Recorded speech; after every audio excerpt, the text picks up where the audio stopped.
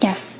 Every single one of them were by telemedicine, weren't they? Yes. Until you came in this courtroom Friday, you never saw this woman in person, did you? Correct. Were you ever concerned about her mental health as a person? Absolutely. She was crying. She told you symptoms that she couldn't get out of bed. Isn't that right? At one time she said it was difficult to get out of bed. Oh, difficult to get out. Why was it difficult for Lindsay Clancy to get out of bed? Because she was very depressed. And did you give her a hug? Oh, no, you're on telemedicine, so you couldn't give her a hug, could you? You didn't have any chance to even look at her in person, did you? I could look at her. It was always a video appointment. I couldn't give her a hug, but that's not actually Every single one of them were by telemedicine, weren't they? The question hung in the courtroom for a full second before the answer came back. Yes, 14 appointments, 14 sessions with a woman spiraling toward the worst possible outcome. And the psychiatrist treating her never once sat in the same room with her, never once reached out a hand, never once saw her as anything other than a face on a screen. That is not a detail. That is the entire case collapsing into a single exchange. Think about what that looks like. A woman drowning. A doctor watching from the shore through a camera lens. The patient is crying. The patient says she cannot get out of bed. The patient says she is desperate for a mental break, and the response is a prescription refill and a follow-up link. That is the visual you need to hold on to for everything that follows. Before we go deeper into what the documents actually show, make sure you're subscribed to Courtroom Verdict Vault. Because we don't just cover the story, we follow the evidence. Now, the defense attorney in the Lindsay Clancy trial did something that rarely happens in a courtroom. He did not argue that his client was innocent. He did not pretend the children were not gone. He admitted it openly. On the record, Lindsay Clancy Not killed what's her up for 3 debate children. here. She admitted it in a malpractice civil lawsuit. Her and her team filed 2 medical providers. They filed it against 2 medical providers and their employers. Her defense attorney, Kevin Reddington, said in his opening statements that Lindsay is aware that she killed her children, and she's not trying to deny that. So now the big question for the jury: was Lindsay Clancy, at the time of her children's death, suffering from a mental disease or defect that left her unable to understand that what she was doing was wrong or illegal? Prosecutors say no. They are arguing that Lindsay Clancy planned this and that it was well orchestrated and planned in detail, that she intentionally sent her husband Patrick to run errands so she would have enough time to strangle her 3 kids. But Lindsay's defense team says she was suffering from postpartum psychosis and depression, that she tried to seek help and treatment over and over again, and that she was overprescribed medication and not of a sound mind when all of this happened. All right, so the question is how... What he argued instead was that the system designed to catch her fall never actually touched her. So during cross-examination, Dr. Tufts admitted to Clancy's defense attorney that she had never actually met Clancy in person. And this part shocked me, that all of her appointments were done via telehealth. So is it important, doctor, for you as a physician to know your patient? In other words, know who they are? Yes. And you know that Lindsay was a nurse, correct? Yes. You know that she graduated, obviously, from college, right? Yes. Is she a good student? I don't recall. Do you know when she got married? I don't recall Did you that ask her? specific detail. I don't know. I knew she was married. She had 3 kids, right? Yes. And the reason that you knew that she was married is because you spoke to her husband, Patrick, correct? Or did you? Sorry? Or did you? He attended one of the appointments, and I spoke with him on that date. Ah. And did you say, hi, how are you, and give him a handshake when you came in your office? It was telemedicine. It was what? Telemedicine. Telemedicine. Is it fair to say that after, 14, you said to the jury, 14 appointments that you had with Lindsay during that period from September till January? 14 appointments? Yes. Every single one of them were by telemedicine, weren't they? Yes. Until To you prove came it, in. he turned to the psychiatrist herself, Dr. Jennifer Tuss, the woman who treated Lindsay Clancy from September 2022 until the day before the murders. And he asked her the question that should terrify every single person watching at home. Did you ever meet her in person? The answer was no. Did you ever shake her hand? No. Could you hug her when she was crying? No. You were on telemedicine. That is the collapse of care in real time. 14 appointments, 14 opportunities to see something, 14 chances to look at a human being and recognize that she was breaking. And every single one of them happened through a screen. The defense pressed harder. He asked whether the doctor knew basic facts about her patient. Did she know when Lindsay got married? No. Did she know if Lindsay was a good student? No. Did she know who this woman actually was beyond the symptoms she typed into a telehealth portal? No. She knew the husband's name because he attended one appointment. That is the entire relationship. One appointment. One family destroyed. What about the husband or the ex-husband who is also sort of taking her side in terms of blaming the doctors and saying that this was postpartum? Does that impact the jurors? I mean, will they take his feelings into account?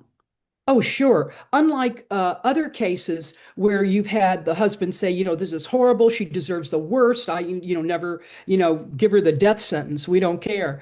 And you don't see that here because he lived with her. He saw the depression. He saw the postpartum depression. He probably saw her try to get help and help was not there for her. So he's been there, and his whole demeanor of being supportive of her is kind of a humane act, if you really look at it.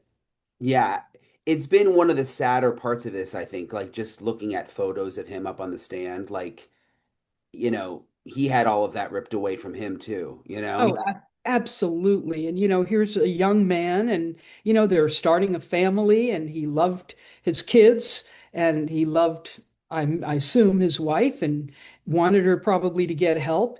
And also there's a financial motive, to be really honest with you, too.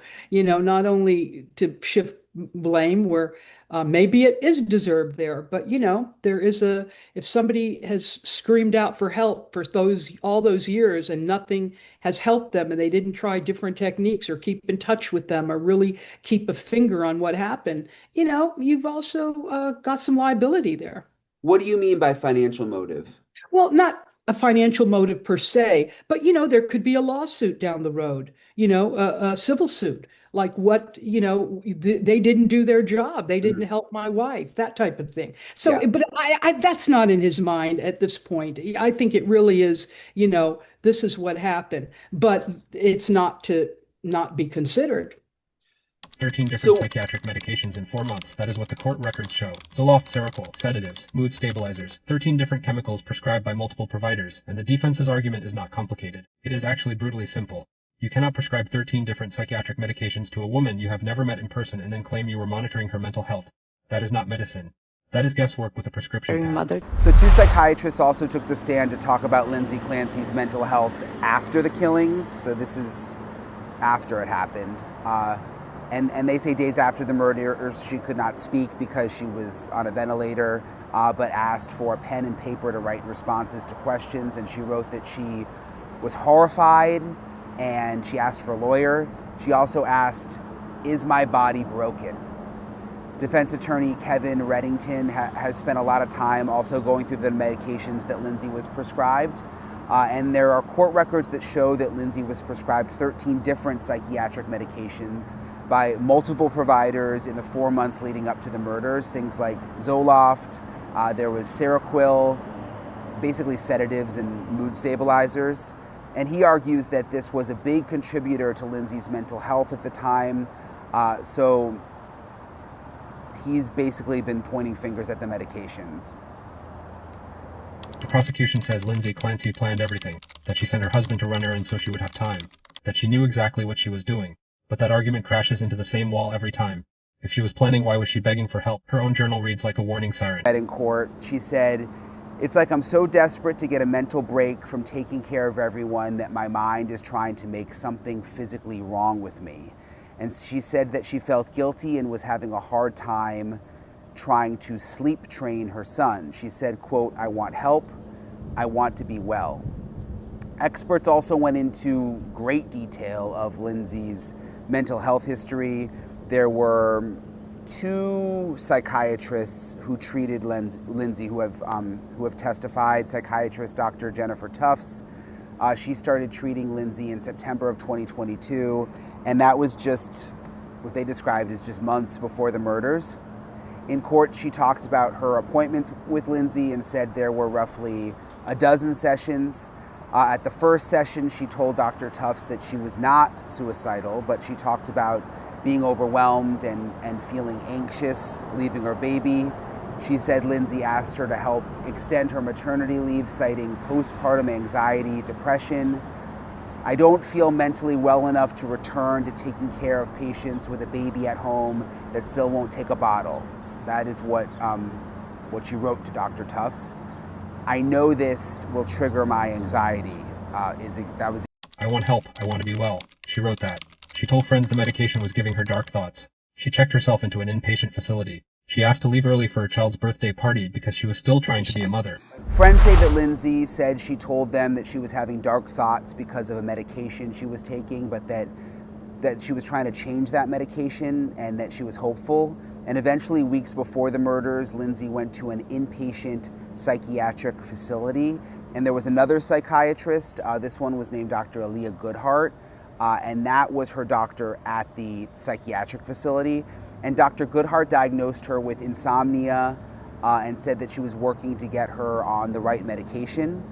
Dr. Goodhart said that Lindsay asked to leave a day early from a psychiatric hospital because she wanted to attend her child's birthday party. What were identified as maybe protective factors that made you feel comfortable that she was safe? She was future-oriented. She was clearly invested in her children. She was a caring mother. That is the part that does not fit the prosecution's clean narrative. The moral refrain you need to remember is this: she reached for help. What about her being in the wheelchair and, allegedly trying to take her own life? And, she didn't die, but she ended up paralyzed. To me, that's a really important element. Like, if she had just killed her kids, but didn't do that to herself, I think a lot of people would be thinking differently about this whole thing. Exactly. It's not like she just killed them and, there it is. But she did try to kill herself. She couldn't live with it. She didn't want to live with it. And that tells you something. And being in the wheelchair, she's not mobile. She's not like she used to be. The testimony also talking about what kind of a mother she was like before. That speaks volumes as well. If she was kind of a nasty person who did bad things to the children, that's another element. So there's so many different elements here that you have to consider. It's like, a puzzle that you have to fit all the pieces together. She reached for help. Because that is the phrase that will follow this case into the jury room and beyond. She reached for help, and the system gave her a screen. Now think about the jury. 18 people. 12 primary jurors and 6 alternates. They have watched autopsy photos. They have seen law enforcement officers choke back tears. They have looked at baby clothes and pajamas and every artifact of a life that is gone. And then they looked at the medical professionals who were supposed to stop this. One body language expert described the jury deliberations as potentially volatile. While millions of people at home have been following this closely, and I've seen so many people, even over the weekend, people were talking to me about this. At the end of the day, it's a jury made up of 18 people, 12 primary jurors and 6 alternates, who have been sitting through every second of this trial, and they have a serious decision to make. So what can the first 10 days tell us about the jury? What has resonated with them? What are they paying close attention to? What will the deliberations be like? I want to talk to Dr. Lillian Glass, and she is a jury consultant and also a body language expert. She believes that this is going to be volatile when it gets that is an understatement. When it gets into the jury room, when it gets into jury deliberation. So here's my conversation with Dr. Glass. Dr. Glass, it's nice to see you. I really appreciate you taking the time to join me. So great to see you. I really enjoy your work. Oh, thank you so much. I was so interested to talk to you about the Clancy case, just because it's kind of what everybody's talking about right now. And even with my friends and family, I know people on both sides. I mean, some people are like, she should go away for life. This is murder. It's criminal. And then I've got other people who I know and respect who are like, no, she should go to a mental hospital. This is not murder. I've tried to kind of be objective about the whole thing, but it seems like it's going to be really tough for the jury. I mean, this seems like one of all the cases I've covered, this could be one of the hardest, I think, for jurors. Because you are not asking 12 strangers to decide if a crime happened. You are asking them to decide who is responsible for a chain of failures. Oh, this is going to be one of the hardest for juries. There's no question about it because there's so much emotion involved. And when you do jury selection, yes, there are questions that are asked. And, they ask if you've had any psychiatric or psychological problems yourself, or a family member that has, or how you feel about people in the psychology field, psychiatry field. And you ask, what about children? Can you take seeing bad things happen to children? And people will say, sure, no problem. Can you separate your emotion from fact? Of course I can, they say. And then when push comes to shove and you're seeing it live and you're looking at baby clothes and you're looking at the instruments that were used to end their lives, it's a whole different story. Is it the Yeah. woman who pulled the strings? Or is it the medical system that never once looked her in the eye? Some jurors will never get past the children. How can you tell? It sounds like you think she's genuine in her emotion. Because I've been in courtrooms where it doesn't feel genuine with some other people. You know what I mean? Where it's like you're like, I don't even. I'm always looking like there's no tears there, but they put. Why do you think hers? This is all real. Because it's being brought to her right in her face with the clothing, with the pajamas, with everything that's so real. And again, she's reliving it. And so it's real in the sense that you see what the emotion is. She's not faking it. And looking at body language, as I've done for decades, I can tell you when someone is being genuine and not. And she really is. And the genuine is the emotion that she is uh, broken up by this. And when she takes her hand, this is very telling. When she takes her hand, you can't even see that in the courtroom. I mean, I don't even know if the jurors could see that, but you could see it through the cameras, and you saw her hand over her attorney's hand, and she was squeezing it and, like white knuckling it. And that tells you a lot. And she's just They will sit in that room and say the words, she killed her Right. kids. Yeah, and they actually showed some of the autopsy photos, which anytime that's involving children, I'm sure for the jurors, that stays with you. Yes, and when you have the witnesses that are, big burly men that are in law enforcement, and they're shaken up and their voices are cracking and they feel like to cry. And even though they know the breathing technique where you take that breath in and you hold it and you let it out gently so that you can control your emotions, it's not working because they're fathers too. And they are family men and they see this. So it's going to have so many repercussions when you see what's going on in the courtroom.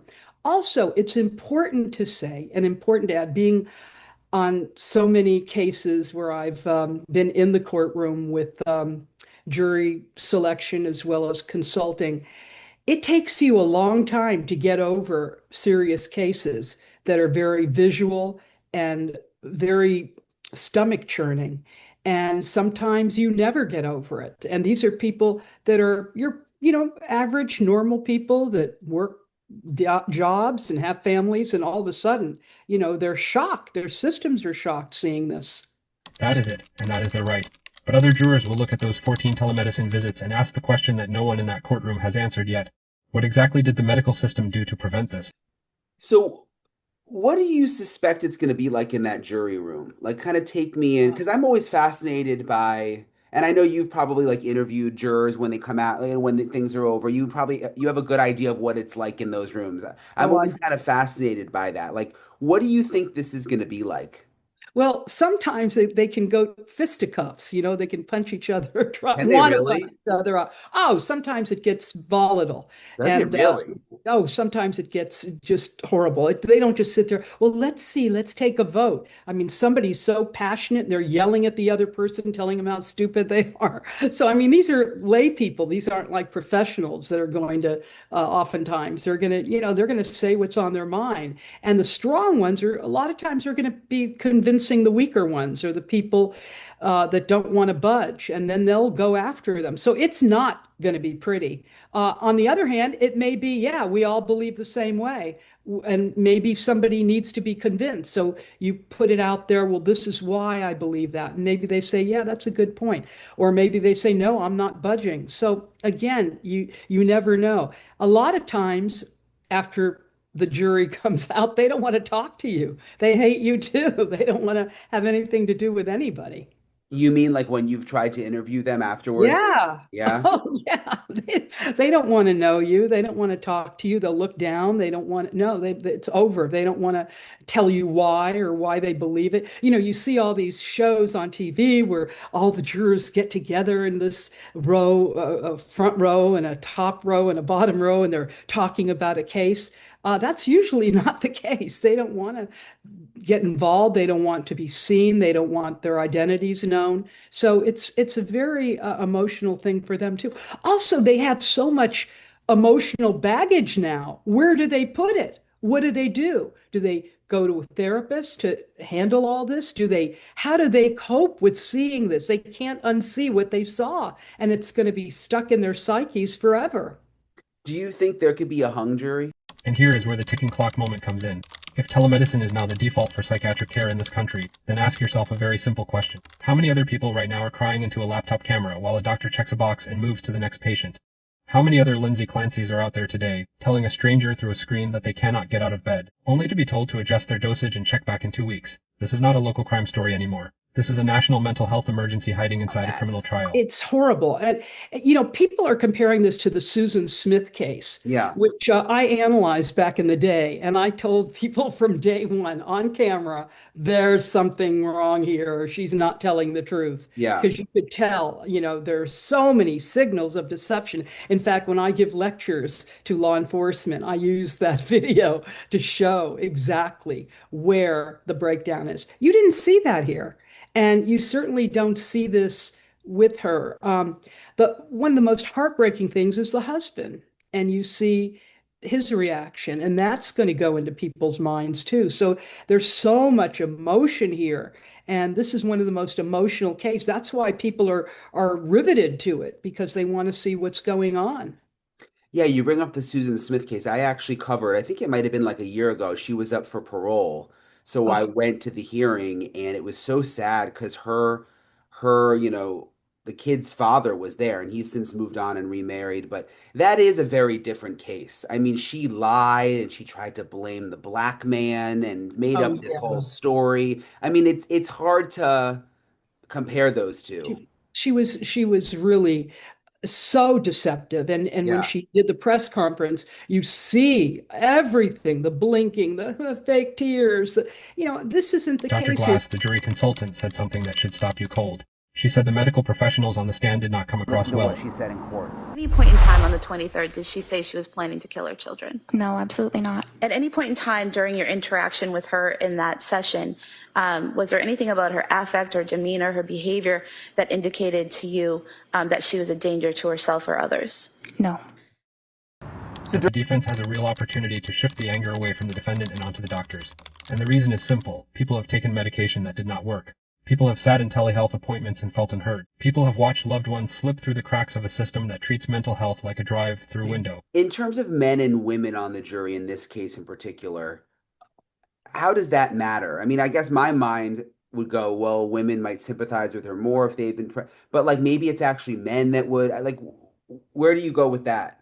Well, in this case, it's really 50-50. I wouldn't have 12 if I was on the prosecution. I wouldn't have 12 women and 6 men. I would try to get 6 men and 6 women, so it would be even.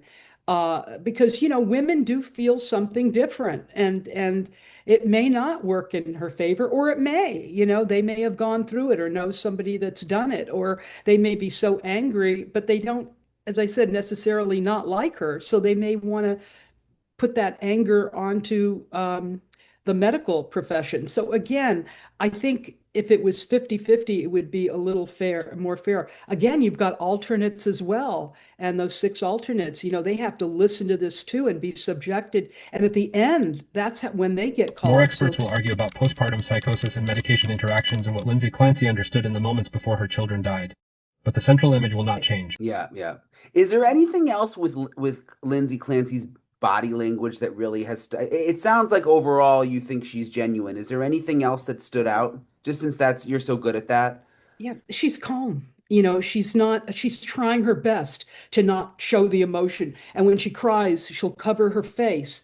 But yet with the hair, but yet, the body doesn't lie. It's shaking. It's, tense. It's, again, what we're picking up, if I'm picking it up, believe me, the jury's picking it up because people know how to read body language. Maybe I can explain it to them better, but we all do it. And we all know if we like someone, if they're genuine, if they're not, even if we may have a prejudice against a certain thing, we can also see the truth by how people act, how people react. Also, attorneys are important. If you like the attorney, that's a big deal. And we saw this in the Casey Anthony trial. If you don't like the attorney, that's a big deal too. That plays in it. People loved Jose Baez.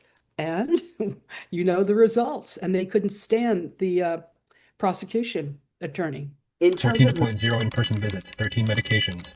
One question that no one can answer, was this murder? One thing that I think I would be troubled by is if you go like the postpartum mental illness route, like I think of like Andrea Yates, I'm pretty sure, and I have to go back and check, I think she's almost gotten the option to leave the hospital at this point. Like they're saying she's recovered. I think for some people, just leaving that door open that Lindsay she could be free at some point. You don't know how. There's a lot of unknowns there if you go that way, and it's like, is she going to kind of get off easy? She's never going to be getting off easy because, first of all, she's paralyzed. How easy is that to live a life when you've had a very active life, when you've been in the society where you've been walking and dancing and talking and giving birth, and now it's going to be hard to have another relationship. It's going to be hard to get pregnant if she does. It's going to be hard to function in life. She's paralyzed. And with that comes infections. With that comes, unfortunately, a lot of times early demise. So it's not going to be easy peasy for her. And most people are going to always kind of look at her as a monster, I think. I mean, the fact, even if it was posted, you can't help but look at her and always think this woman killed her kids. Of course. I mean, even if she, gets out and she tries to reinvent herself, it'll all come back. They'll know who she is. She has very distinct physical features. And, they know the town that she lives in. They know or was this the inevitable result of a system that forgot how to sit in the same room with a suffering human being? Now I want you to do something. Pull up the civil malpractice lawsuit filed by Lindsay Clancy and her team against the 2 medical providers and their employers. Read the section where they describe the treatment she received in the months leading up to the killings. Then ask yourself one question in the comments.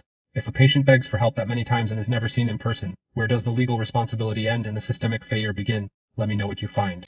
When you talked about how you were a jury consultant, or you still are a jury consultant. Yes. So if they have jury consultants, are they like sitting there watching and then at night telling the lawyers, hey, I was looking at the jurors, you should try doing this tomorrow? Like, what are they doing during the trial? You do it immediately. If you shadow it, there are different ways you can work. Sometimes as a jury consultant, you're there picking the jury and you tell what to do. And sometimes the lawyers won't listen to you. I mean, I've had a case where I told the person, please don't pick this person. And they said, why? And I gave my reason. And sure enough, they picked the person and the person started crying on the way to the jury box. And it was like a dead man walking. And so it depends. Sometimes the lawyers, they think they can do it on their own. And another thing is you can sit there and tell the lawyer, have a little note, ask them about this, or I noticed this. When you ask them this, they had this body language check that out. And then they'll ask the questions in a different way, or they'll expand on things. So in essence, it's to help them a lot. And that works. But not all attorneys want that, because a lot of attorneys, they have that reputation, and it's true. They know best, they know it all. And it's the rare one that's really open and wonderful that listens. A lot of times, when I'm an expert witness, their goal is to impeach me. And that's fascinating, because it doesn't really matter, because even if they do, I give everything to the attorney and tell him what to say. Like, we all know in body language, like when a person does this, it means that. And, and so it helps. And I've been very successful in working with attorneys and coaching them what to do. And the cases have been very, very successful. Yeah, that's so fascinating. And if this case has taught you anything about the fragility of mental health care in this country, share this video with someone who needs to see it. Like and subscribe to Courtroom Verdict Vault and turn on notifications so you never miss the next breakdown, because the evidence is not done speaking. We are just getting started.